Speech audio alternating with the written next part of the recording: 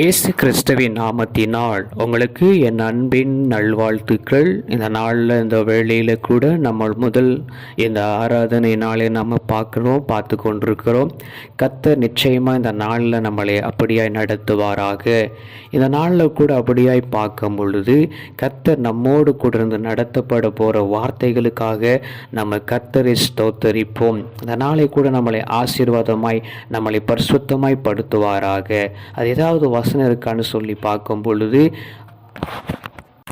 ஆதியாகமம் 2ஆம் அதிகாரம் 3வது வசனம், தேவன் தம் சிருஷ்டித்து உண்டு பண்ண தம்முடைய கிரியைகளெல்லாம் முடிந்த பின்பு அதிலே உயர்ந்திருந்தபடியால் தேவன் 7ஆம் நாளை ஆசீர்வதித்து அதை பரிசுத்தமாக்கினார். அல்லேலூயா.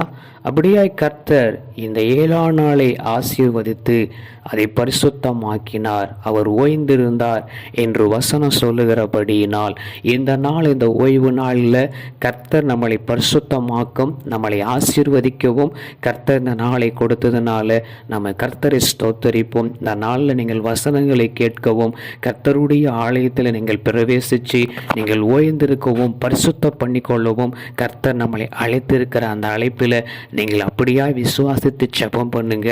கர்த்தர் பெரிய காரியங்களை செய்வதை இந்த நாளில் பார்ப்பீங்க. எங்களை கிருபையா நேசிக்கிற எங்கள் அன்பின் நல்ல தகப்பனே, உம்மை நன்றோடு ஸ்தோத்தரிக்கிறோம், துதிக்கிறோம். நீர் யாவற்றையும் உண்டு பண்ணி எல்லா கிரியைகளிலும் முடித்த பின்பு நீங்கள் ஓய்ந்திருந்தீங்க. அது மாத்திரமில்லை, நீங்கள் இந்த 7ஆம் நாளில் ஆண்டவரே எங்களை ஆசீர்வதித்து எங்களை பரிசுத்த பண்ணுங்க. கர்த்தாவே, இந்த நாள் முழுக்க எங்களை நடத்தி எங்களை பெரிய காரியங்களை செய்யும்படியாக நாங்கள் வேண்டி செபிக்கிறோம். இயேசுவின் நாமத்தில் ஆமென்.